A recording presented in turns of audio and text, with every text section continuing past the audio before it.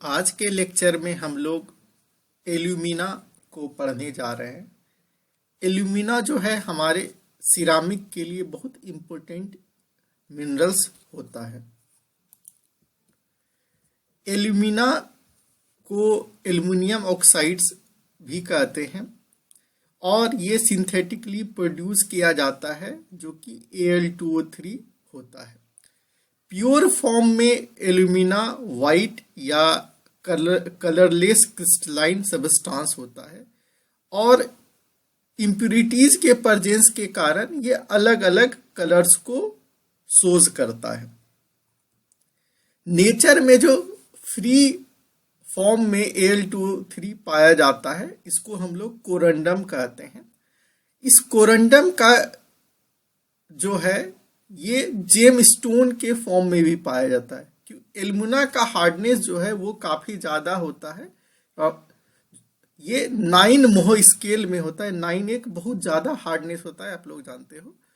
तो इसीलिए इसका यूज हम लोग ज्वेलरी में जेमस्टोन के रूप में भी करते हैं और ये जनरली 2 फॉर्म में पाया जाता है। एक जो है जेमस्टोन कहलाता है सफायर और ये ब्लू कलर का जेमस्टोन होता है और ये ब्लू कलर जो है टाइटेनियम ऑक्साइड्स के प्रेजेंस के कारण होता है। टाइटेनियम ऑक्साइड जब इम्प्यूरिटीज के रूप में वो उस कोरंडम में रहता है तो ये ब्लू कलर फॉर्म करता है जिसको कि हम लोग स्पायर कहते हैं। दूसरा जो जेमस्टोन है वो रूबी क्रिस्टल कहलाता है और ये जो रूबी क्रिस्टल होता है वो रेड कलर का होता है और ये रेड कलर जो है उस कोरंडम में क्रोमियम ऑक्साइड्स के प्रेजेंस के कारण होता है। ये जो स्पायर या रूबी जेमस्टोन है हम लोग इसको सिंथेटिकली भी प्रोड्यूस कर सकते हैं एल्यूमिना से। बस क्रोमियम ऑक्साइड और टाइटेनियम ऑक्साइड उसके अंदर डाल करके सिंटरिंग करने से हमें इस तरह के जेमस्टोन मिल जाता है। एल्यूमिना का स्पेसिफिक ग्रेविटी जो है वो 3.9 से 4.0 होता है जो कि एक बहुत अधिक स्पेसिफिक ग्रेविटी है नॉन मेटालिक मटेरियल्स को यदि हम लोग देखें तो। और सब नॉन मेटालिक मटेरियल्स का स्पेसिफिक ग्रेविटी से कम ही होता है। इसका जो है मेल्टिंग टेम्परेचर वो लगभग 2050 डिग्री सेंटीग्रेड होता है। एल्यूमिना को हम लोग बॉक्साइट से एक्सट्रैक्ट करते हैं और जिस प्रोसेस का यूज करते हैं वो प्रोसेस बेयर्स प्रोसेस कहलाता है। इस प्रोसेस में अपनाने के लिए या इस प्रोसेस से हम लोग एल्यूमिना को एक्सट्रैक्ट करने के लिए क्या करते हैं कि बॉक्साइट को लेते हैं। बॉक्साइट को ले करके सबसे पहले उसको वॉश कर देते हैं ताकि जो भी वाटर डिसॉल्वेबल इम्प्यूरिटीज हो वो बाहर निकल जाए। वॉश्ड बॉक्साइट को सबसे पहले क्रशिंग करते हैं क्योंकि बॉक्साइट हमें माइन से मिलता है और माइन से लंप फॉर्म में मिलता है। उसको सबसे पहले क्रशिंग करते हैं और क्रश करके छोटे छोटे टुकड़ों में कन्वर्ट करते हैं। अगेन उसका ग्राइंडिंग करते हैं और ग्राइंड करके बहुत फाइन पाउडर बनाते हैं। अब ये जो फाइन पाउडर हमें मिलता है इसको एक प्रेशर वेसल में ले लेते हैं और उस प्रेशर वेसल में लेने के बाद उस प्रेशर वेसल का जो टेम्परेचर होता है वो 170 से लेके 180 डिग्री सेंटीग्रेड होता है। अब उस प्रेशर वेसल में हम लोग सोडियम हाइड्रोक्साइड को ऐड करते हैं। जब सोडियम हाइड्रोक्साइड को ऐड करते हैं तो बॉक्साइट में जो Al2O3 रहता है वो इस सोडियम हाइड्रोक्साइड में डिसॉल्व हो जाता है। बाकी जो इम्प्यूरिटीज होता है जैसे आयरन ऑक्साइड, सिलिका और भी जो इम्प्यूरिटीज होते हैं वो इस सॉल्यूशन में डिसॉल्व नहीं होते हैं और वो प्रिसिपिटेट हो जाते हैं और रेड मड फॉर्म करते हैं।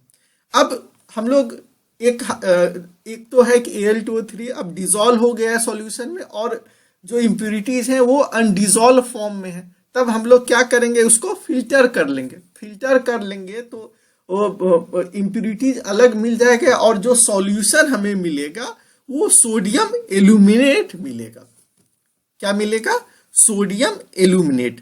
अब उस सोडियम एल्यूमिनेट सॉल्यूशंस को हम लोग कूल करते हैं, क्योंकि ये जो था हमारा हॉट कंडीशन में था लगभग 180 डिग्री सेंटीग्रेड पर।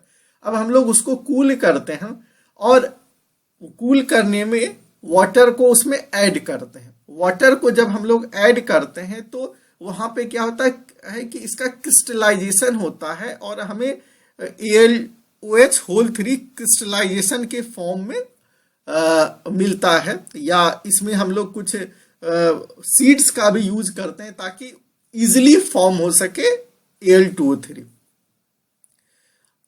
या सीडिंग भी इसमें करते हैं। वाटर के साथ साथ इसमें सीडिंग का भी यूज करते हैं ताकि जो रिएक्शंस है वो और स्पीड अप हो जाए। अब यहां से हमें क्रिस्टलाइजेशन होने के बाद इसका हम लोग कैल्सिनेशन करते हैं। इसको 1000 से लेके 1100 डिग्री सेंटीग्रेड पर हीट करते हैं। जनरली ये हीटिंग रोटरी किल्न में किया जाता है। इसके अलावे भी हम लोग किसी दूसरे किल्न का भी यूज कर सकते हैं। तो हमें जो ऑक्साइड्स मिलता है वो होता है एल्युमिनियम ऑक्साइड्स या एल्यूमिना। तो यही हम लोग कहें कि बियर्स प्रोसेस में सबसे पहले बॉक्साइड्स को लेते हैं, क्रश और ग्राइंड करते हैं। उसके बाद इसको एक प्रेशर वेसल में लेते हैं। अब उस प्रेशर वेसल में हम लोग कॉस्टिक सोडा या सोडियम हाइड्रोक्साइड को डालते हैं और जो प्रेशर वेसल होता है वो हीटेड होता है। उसका टेम्परेचर जो है लगभग 170 से लेकर 180 डिग्री सेंटीग्रेड होता है। तो इसमें क्या होता है, सोडियम हाइड्रोक्साइड एल्युमिनियम ऑक्साइड्स को डिसॉल्व कर लेता है और सोडियम एल्यूमिनेट सॉल्यूशन बनाता है।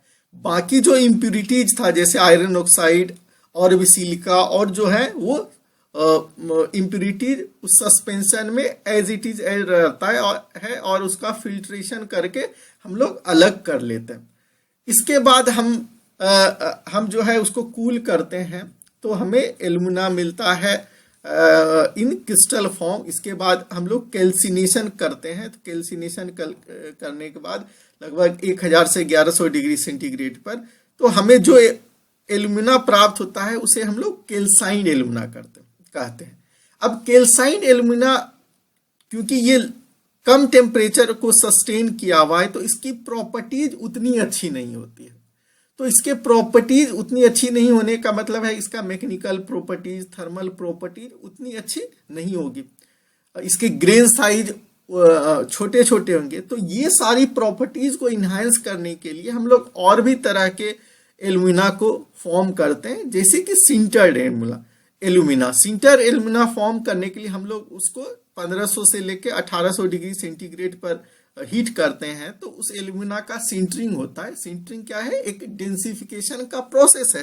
तो सिंटरिंग होगा तो ग्रेन साइज इंक्रीज करेगा, पोरोसिटी डिक्रीज कर जाएगा। तो उसका mechanical properties, thermal properties, chemical durability वो इंक्रीज कर जाएगी।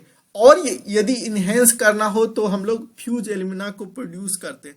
फ्यूज एल्युमिना को प्रोड्यूस करने के लिए कैल्साइन एल्युमिना को हम लोग 2000 डिग्री सेंटीग्रेड पर हीट करते हैं। तो और ये एक इलेक्ट्रिक फर्नेस में किया जाता है। तो जब इसको हीट करते हैं तो क्या होता है कि जो भी पोर्स था अब हमें पोर्स फ्री ऑलमोस्ट स्ट्रक्चर मिलता है और ग्रेन साइज भी बड़े बड़े मिल जाते हैं, जिससे कि और उसकी जो मैकेनिकल प्रॉपर्टीज है उस एल्युमिना का और इनहेंस हो जाता है। तीसरा जो टाइप का एल्युमिना हम लोग प्रोड्यूस करते हैं वो ट्यूबुलर एल्युमिना कहलाता है। इसको प्रोड्यूस करने के लिए हम लोग जो कैल्साइन एल्युमिना था उसको बॉल फॉर्म में सबसे पहले प्रेस करके बनाते हैं। अब उस बॉल फॉर्म में बनाए हुए एल्युमिना को एक फर्नेस के अंदर रख करके लगभग 2040 डिग्री सेंटीग्रेड पर हीट करते हैं।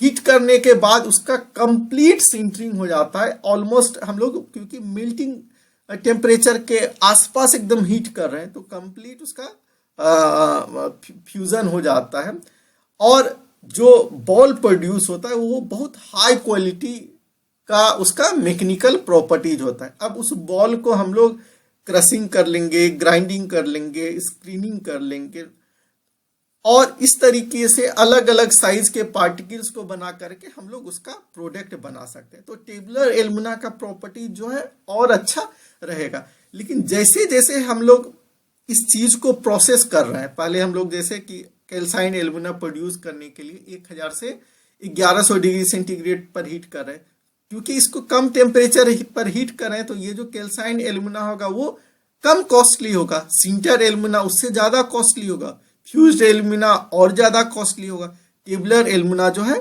सबसे ज्यादा कॉस्टली होगा।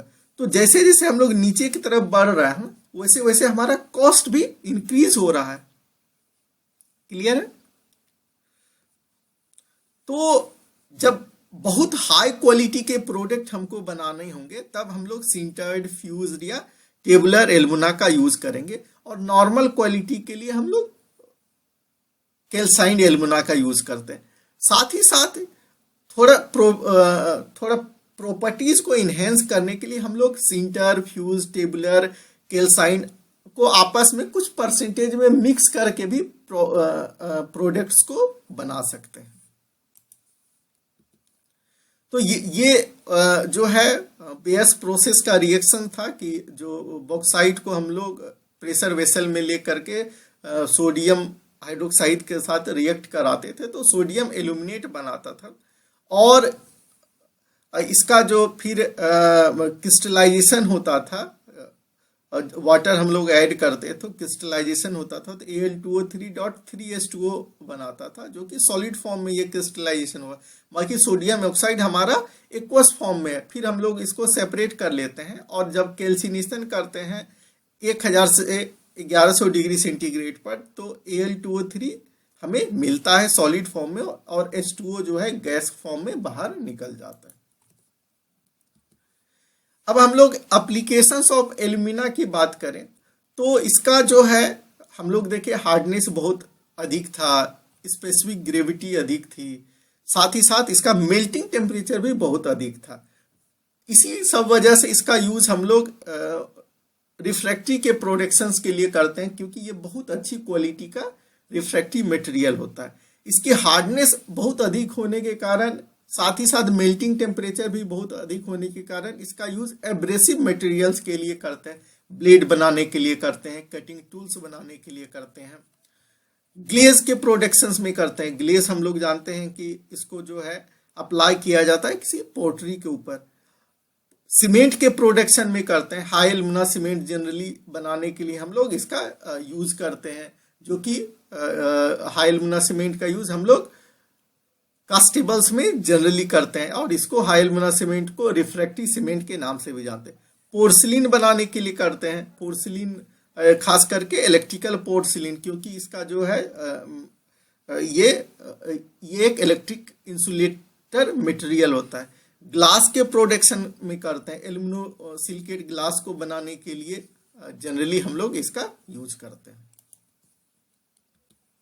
Thank you.